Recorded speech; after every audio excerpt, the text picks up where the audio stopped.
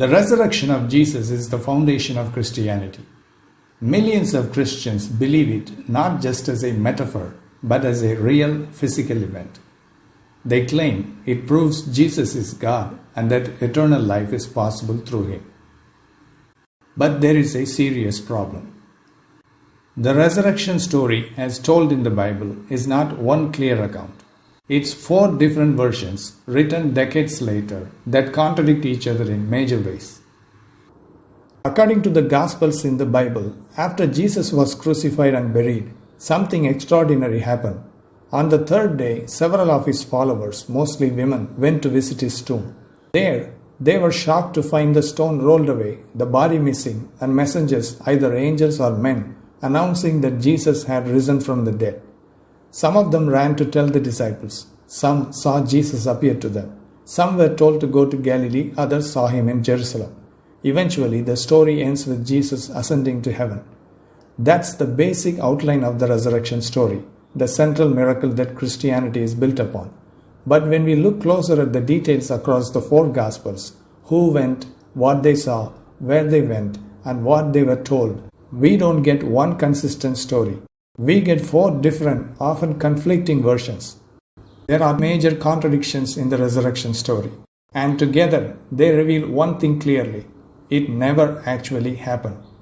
Let's examine what the Gospels actually say, step by step, and compare their stories. Number 1. Who went to the tomb? Mark says it was Mary Magdalene, Mary the mother of James, and Salome. Matthew mentions just Mary Magdalene and the other Mary. Luke includes Joanna and other women. But John, he says only Mary Magdalene went. Now, some Christian apologists say they are just naming different people, not a contradiction. That might make sense if any of them said, and others. The Gospels don't just give different perspectives, they give conflicting casts. Number 2. What time did they arrive? Mark says it was after sunrise.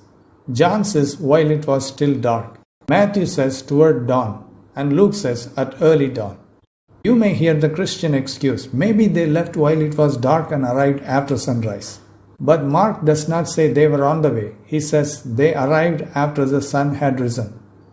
And John, he says Mary was already there while it was still dark. They are describing the same moment and the timelines don't line up. Number 3. Was the stone already moved? Mark, Luke, and John say the stone had already been rolled away when the women arrived. But Matthew describes something very different. An angel rolls the stone away in front of them during an earthquake. Christian apologists often say Matthew just adds extra details. But Matthew clearly describes it as happening in real time as the women watched.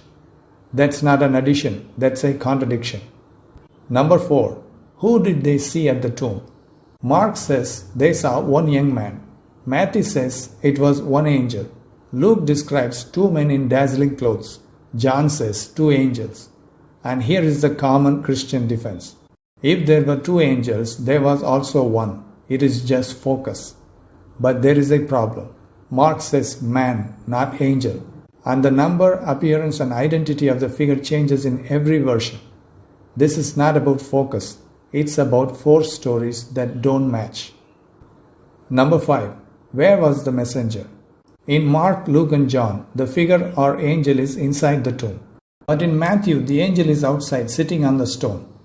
Christian apologists say maybe the angel moved. But none of the Gospels describe him moving. Each account places him in a fixed spot, delivering the message from there. Not a different perspective, just a different version of the story. Number 6. What was the message?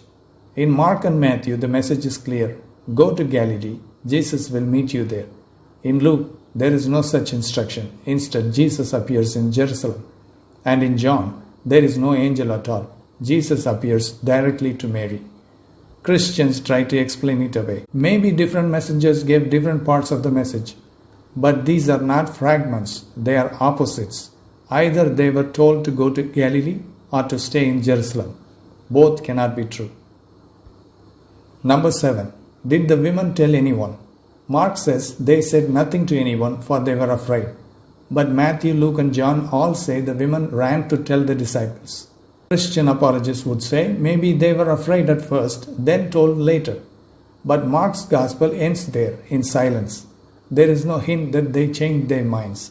In fact, this ending bothered early Christians so much, they added 12 extra verses to fix it. That alone speaks volume. Number 8. Galilee or Jerusalem. Matthew and Mark say Jesus appeared in Galilee. Luke and John say he appeared in Jerusalem. And in Acts, written by the same author as Luke, Jesus tells them not to leave Jerusalem. You might hear Christians say, Jesus appeared in both places, first in one, then the other. But that is not what the texts say. Matthew presents Galilee as the first appearance. Luke presents Jerusalem as the first. They are not giving two different episodes.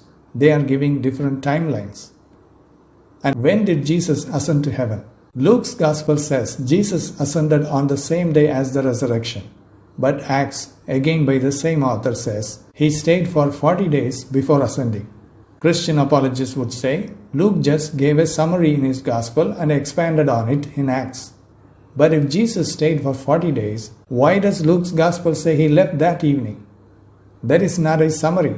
That's a contradiction from the same author. So here is what Christians often say. Even if the details differ, all the Gospels agree Jesus rose, and that is what matters. But let's be honest.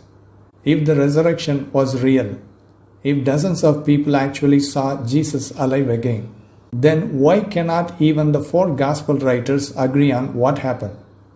Agreement on the main claim does not prove it's true. Cults and conspiracy theories also agree, while contradicting each other in every detail. The Gospels agree not because the resurrection happened. They agree because that is the story they were all trying to promote. And they could not get their details straight because it never actually happened. So the contradictions are just additional problems. The core problem is this: Jesus never rose from the dead. He was never resurrected. That is why the stories don't match. That is why the facts fall apart. The contradictions are not harmless variations. They are the cracks in the foundation. They are the signs of a story coming apart. This is not history. It is theology. It is storytelling. It is a myth.